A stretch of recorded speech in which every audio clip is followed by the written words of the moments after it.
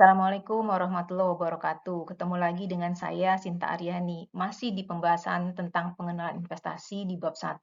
Tapi sekarang kita akan membahas tentang aset real dan aset finansial. Yuk kita lanjut ya. Oke, nah sekarang kita bicara tentang aset real dengan aset finansial gitu ya. Apa sih sebenarnya sekarang yang disebut dengan aset gitu ya? Aset itu adalah pada dasarnya kekayaan. Ya, jadi kalau kita bicara tentang kekayaan, ya kita bicara tentang banyaknya tanah yang kita milikin, ya banyaknya bangunan yang kita milikin, banyaknya mesin yang kita milikin. Kalau misalkan itu adalah perusahaan, atau kalau misalkan rumah tangga, berapa sih banyaknya mobil yang dia punyain gitu kan? Atau berapa banyak saham atau obligasi atau logam mulia atau bahkan pengetahuan yang kita miliki. Itu adalah kekayaan. Jadi macam-macam ya kalau kita lihat ya. Nah, ternyata di sini kita bedain aja ya supaya gampang ya. Kita bedain jadi dua macam, ada yang disebut dengan aset real dengan ada yang disebut dengan aset finansial. Aset real adalah sebenarnya aset yang nyata, artinya secara fisik itu kelihatan. Dan selain itu, secara fisik kelihatan dia juga produktif sifatnya. Kenapa? Karena dia menghasilkan barang atau jasa. Ya, jadi aset-aset yang nyata yang menghasilkan barang atau jasa itu disebut dengan aset real. Dan semua aset-aset ini memberikan kita pendapatan.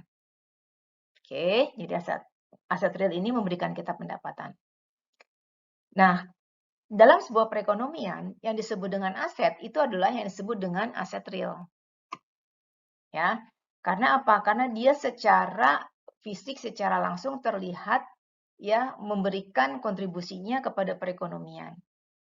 Ya, jadi bertambah banyak bangunannya, jadi bertambah banyak mesinnya, tanahnya jadi lebih produktif. Nah, itu artinya bahwa aset tersebut adalah real, terlihat dan kita lihat bisa berkontribusi terhadap perekonomian secara langsung. Yang kedua adalah aset finansial. Ya. Aset finansial di sini dikatakan tidak berkontribusi secara langsung kepada ekonomi. Karena apa? Karena sifatnya aset-aset finansial ini adalah penghubung. Ya, dia yang menghubungkan, dia yang membuat sehingga aset real itu ada. Gitu ya. Nah, kita sebagai individu, sebagai investor, kita mempunyai pilihan ya, apakah kita akan berinvestasi di aset real atau apakah kita berinvestasi di aset finansial.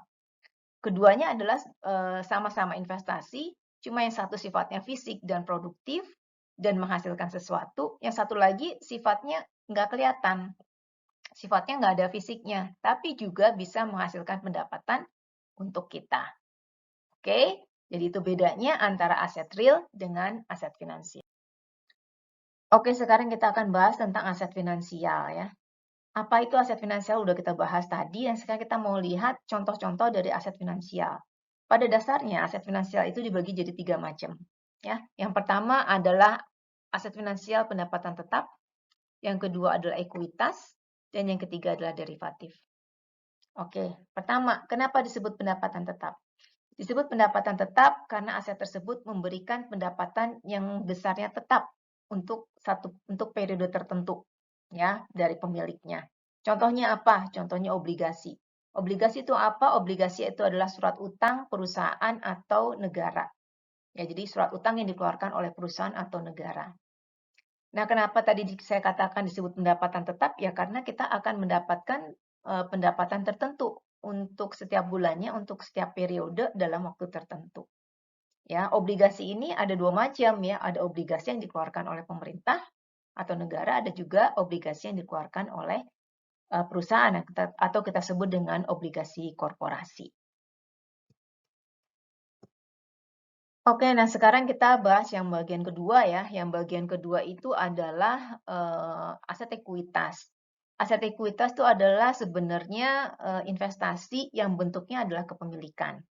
Jadi selain kita memiliki investasi tersebut, ya kita juga memiliki kepemilikan atas perusahaan tersebut. Ya, jadi contohnya adalah saham. Saham ini nggak disebut sebagai investasi pendapatan tetap. Karena apa? Kalau kita berinvestasi saham, yang kita dapatkan adalah selain capital gain, tapi kita juga dapat dividen ya. Jadi bukan kita nggak dapat kupon, tapi kita dapatnya dividen. Nah, dividen itu sifatnya nggak sama setiap tahunnya. Ya, jadi tergantung besarnya keuntungan dari perusahaan. Makanya tidak disebut sebagai investasi pendapatan tetap, ya, tapi sifatnya adalah ekuitas atau sifatnya adalah kepemilikan. Yang ketiga itu adalah aset derivatif. Nah, aset derivatif ini adalah sebenarnya aset turunan dari aset yang mendasarinya, ya. Jadi contohnya dari aset derivatif ini adalah kontrak option atau kontrak future. Nah, pada dasarnya aset-aset derivatif ini biasanya kita gunakan ya untuk melakukan mitigasi risiko ya ketika kita melakukan hedging untuk perdagangan-perdagangan tertentu yang sifatnya sangat fluktuatif dan kita ingin meminimasi risikonya. Oke. Nah, tadi kita udah bahas ya tentang jenis-jenis aset, mulai dari aset real, kemudian aset finansial, ya kemudian aset finansial itu ternyata ada 3 macam ya. Yang pertama aset pendapatan tetap, yang kedua adalah aset ekuitas, dan yang ketiga itu adalah aset-aset yang jenisnya adalah derivatif. Nah, kalau Anda sekalian ingin tahu lebih dalam tentang 3 itu, kita lanjutin aja nonton video-video berikutnya ya. Sampai jumpa. Assalamualaikum warahmatullahi wabarakatuh.